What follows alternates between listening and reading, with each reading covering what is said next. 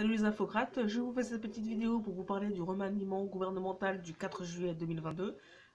Avant tout, je vous invite à vous abonner, mettre les notifications, les pouces et les commentaires afin de me permettre de vivre de ma chaîne. Et c'est parti, on va parler du remaniement gouvernemental du 4 juillet 2022. Alors, le 4 juillet 2022, Elisabeth Borne, la première ministre, a donc présenté un nouveau gouvernement. Donc ce sera un gouvernement qui va notamment essayer de passer l'été avec les nouveaux textes qu'on va essayer de faire passer, donc notamment les lois pouvoir d'achat, les lois de finances rectificatives, ça va être pour gérer l'inflation, les problèmes sociaux, enfin, tout ça. Donc ça va être les gros sujets de l'été, là, tout ce qui est pouvoir d'achat, inflation, la guerre en Ukraine, etc. C'est quand même un gouvernement qui ne change pas beaucoup par rapport au précédent gouvernement qui avait été mis en place à la suite des élections législatives. C'est pas un gouvernement comme ça dont on se dit c'est un gouvernement qui va être dans l'action et qui va changer grand-chose. Il faut dire que on a demandé, donc Emmanuel Macron a demandé à Elisabeth Borne de fabriquer ce nouveau gouvernement. En l'occurrence, parce que depuis un certain temps, elle ne faisait pas grand-chose. Elisabeth Borne, elle était sur la campagne des élections législatives. Ensuite, elle avait l'affaire Rabat sur le dos, donc ça l'empêchait un peu de prendre des décisions. Elle prenait pas beaucoup de décisions, et puis elle était fortement contestée par beaucoup de gens parce qu'elle était un peu trop techno et pas suffisamment politique, notamment par François Bayrou, qui l'a contesté quasiment carrément à la télé, donc en public.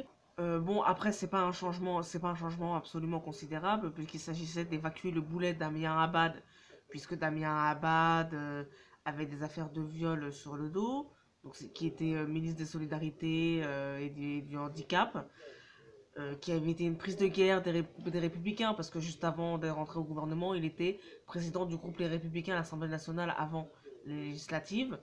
Donc il était aux Républicains, il avait un poste éminent et il est resté jusqu'au bout de sa fonction quasiment. Et des rumeurs avaient commencé à sortir comme quoi il avait l'intention de sortir, de partir et de passer au gouvernement. Et il est resté comme ça au poste de président du groupe Les Républicains à l'Assemblée, comme ça, avec des rumeurs comme quoi il partirait dans le camp d'en face. Il est finalement parti, mais pas longtemps après avoir quitté ses fonctions. Donc du coup, il s'est fait des ennemis chez les Républicains. Et en fait, au moment où il est parti et où il a été nommé au gouvernement, l'affaire lui est tombée dessus. Donc du coup, il n'a pas eu le temps de se créer un réseau dans la Macronie. Donc du coup, il est resté très seul. Les gens ne voulaient pas venir dans son cabinet. Il a eu du mal à recruter. Il a eu du mal à travailler. Donc voilà, ça fait partie des boulets d'Elisabeth Borne qui n'imprimait pas. Dans le public, les gens la connaissaient pas. Elle avait l'air un peu froide. Elle avait des problèmes d'image. En plus, elle était à la tête d'un gouvernement un peu en suspens parce que Emmanuel Macron attendait notamment le vote de la motion de censure du 5 juillet pour prendre des décisions. Donc on avait eu comme ça un gouvernement un peu en flottement qui prenait pas de décision parce que il n'était pas encore en capacité de le faire. Euh, En plus, il y avait eu cette règle comme quoi les ministres qui se présentaient aux élections législatives, s'ils perdaient, ils devaient quitter le gouvernement. Et il y en a certains qui ont été battus, qui sont restés au gouvernement pendant un certain temps, le temps qu'on trouve de quoi les remplacer. Donc, du coup, vous avez eu un flottement de gens qui n'étaient pas censés être là, mais qui sont venus quand même aux réunions, etc. Donc, ça créait un flottement. Donc, c'était des gens avec qui on ne pouvait pas prendre des décisions tout de suite, puisqu'ils seraient remplacés. Donc comme ça, on s'est retrouvé avec une première ministre qui était un peu empêchée de travailler, quoi. Et de produire des choses visibles médiatiquement pour que les gens comprennent un peu ce qu'elle fait. Donc voilà, Elisabeth Borne, elle en a un peu pâti pendant cette période. En plus, il a été question de dire qu'elle n'était pas forcément le premier choix pour devenir Premier ministre, le premier choix d'Emmanuel Macron, qu'il y a eu d'autres choix avant, que c'était un peu le dernier choix, le choix un peu contraint. Donc du coup, elle avait une image de... Donc du coup, on s'est demandé pendant des semaines, va-t-elle rester de toute façon? Donc elle était un peu contrainte comme ça. Non seulement elle était contrainte parce qu'elle ne pouvait pas trop agir parce que son gouvernement ne le lui permettait pas, mais en plus, on disait, bon, bah, elle ne fait rien, elle est contrainte, elle n'est pas là, machin. Donc, va-t-elle rester? Et elle ne pouvait pas prouver qu'elle travaillait, ce qui aurait permis de se dire, elle va peut-être rester un certain temps et tout. Donc, du coup, c'était un peu compliqué pour elle. Moi, j'ai estimé que de toute façon, elle ne pouvait pas s'en aller avant la motion de censure du 5, parce que ça aurait été faire sauter deux premiers ministres d'un seul coup, peut-être. Donc il valait mieux pour Emmanuel Macron qu'elle reste jusqu'à la motion de censure du 5 juillet, voire jusqu'à la présentation de la loi le 18, de la loi pouvoir d'achat. Mais en tout cas, ça ne veut pas dire que Elisabeth Borne n'est pas en sursis, parce que c'est juste parce qu'on ne pouvait pas se permettre de faire sauter plusieurs personnes comme ça d'un seul coup. Donc elle reste là le temps que le calendrier s'éclaire un peu. Mais va aller savoir si on va pas la virer dès que ça pèsera un peu et prendre quelqu'un d'autre, quoi. À moins qu'elle réussisse à s'imposer. Là, on dit qu'elle a gagné certains arbitrages, notamment elle a gagné le fait de faire partir Damien Abad, puisque c'était un boulet aussi pour elle dans son gouvernement d'avoir quelqu'un avec des affaires de viol, qu'elle a gagné le fait de le faire partir, alors que Damien Abad avait dit au président qu'il avait ses affaires avant de rentrer au gouvernement, et qu'il a obtenu, Damien Abad, de Macron de rester malgré les affaires. Finalement, Elisabeth Borne a réussi à le faire partir, mais c'est pas une victoire avec des paillettes, c'est se débarrasser d'un boulet. C'est pas une victoire politique en tant que telle. Et en plus, elle a perdu l'arbitrage pour Darmanin. Elle voulait se débarrasser de Darmanin. Darmanin est resté et il a gardé un grand ministère. Bruno Le Maire est resté. Donc en fait, globalement, Emmanuel Macron a quand même décidé de la composition du gouvernement.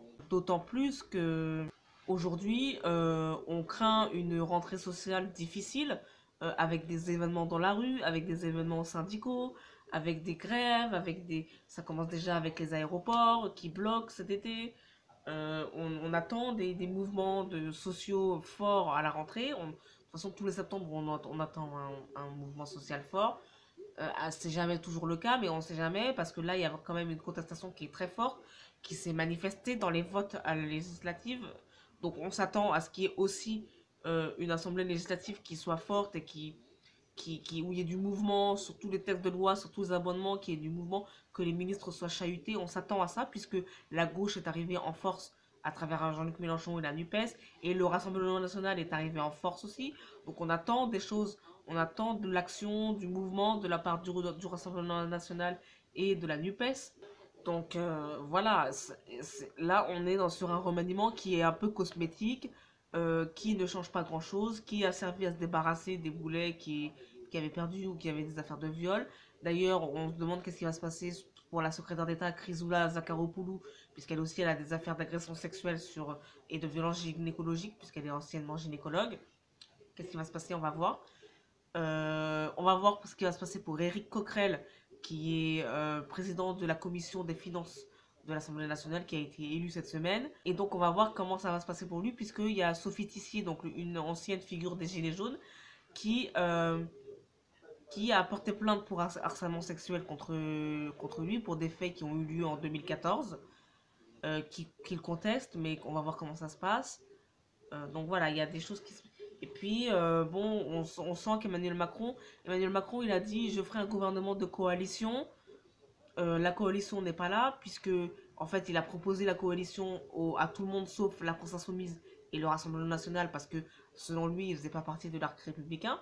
Donc, sa coalition devait comprendre le Parti Socialiste, les écologistes et les Républicains. Tout le monde a refusé. Donc il accuse les oppositions de refuser la coalition. En même temps, les autres partis d'opposition, ils ont été élus pour être opposants. Ils n'ont pas été élus pour entrer au gouvernement. Donc en fait, Emmanuel Macron pouvait anticiper. Il a anticipé le refus, mais il aurait pu anticiper encore plus en sachant que de toute façon, les autres n'ayant pas été élus pour entrer dans son gouvernement, il pouvait anticiper qu'il pouvait un peu forcer la coalition aussi. C'est-à-dire vraiment prendre d'autres gens de la gauche, etc. Puisqu'il est accusé d'être un libéral de droite et tout, économiquement. Donc il pouvait faire un effort supplémentaire, passer par-dessus le refus et essayer de trouver des personnalités de gauche pour entrer dans son gouvernement. Beaucoup de gens ont été appelés et ont refusé de rentrer, hein, notamment pour le poste de Premier ministre, ça c'est vrai. Mais il y avait de la personnalité, il y avait des élus, il y avait des députés, il y avait un peu de réserve, même si on dit qu'il n'y a pas beaucoup de bandes touches, ce qui est vrai, parce qu'il y a beaucoup de cartouches qui ont été épuisées. Mais il y avait, à mon avis, il y avait de quoi faire. Au moins ne serait-ce que sur la loi pouvoir d'achat, avoir un ministre du Travail qui soit une personnalité de gauche, par exemple. C'était possible, c'était vraiment possible. Et ça montre qu'Emmanuel Macron, quand même, s'en fiche du signal qui lui a été envoyé aux législatives avec ce vote, qui ressemble à une proportionnelle. Il s'en fiche que les gens de gauche demandent plus de mesures de gauche. Il continue sur sa lancée, il ne prend pas en compte, et alors qu'il est fortement contesté, et ce depuis plusieurs années. Donc on attend la rentrée sociale, on attend les mouvements sociaux, on attend la contestation. Comment ça va se passer, on va voir. Allez, salut et à bientôt pour une prochaine vidéo.